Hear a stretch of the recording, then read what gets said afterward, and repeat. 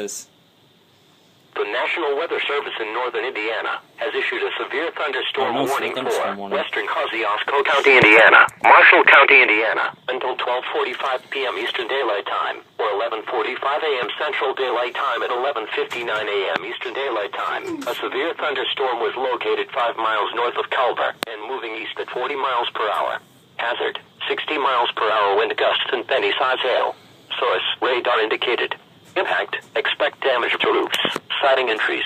Locations impacted include Plymouth, Warsaw, Winona Lake, Argos, Bourbon, Mentone, Milford, Rutland, Twin Lakes, Linkville, Lake of the Woods, Inwood, Tippecanoe, Old Tiptown, Etna Green, Hoffman Lake, Atwood Palestine, Hastings, and Gwinnett. For your protection, move to an interior room on the lowest floor of the building. Torrential rainfall is occurring with this storm and may lead to flash flooding. Do not drive your vehicle through flooded roadways. Repeating, a severe thunderstorm warning has been issued until 12:45 p.m. Eastern Daylight Time for the following counties in Indiana: Kosciuszko and Marshall. Wait, our state?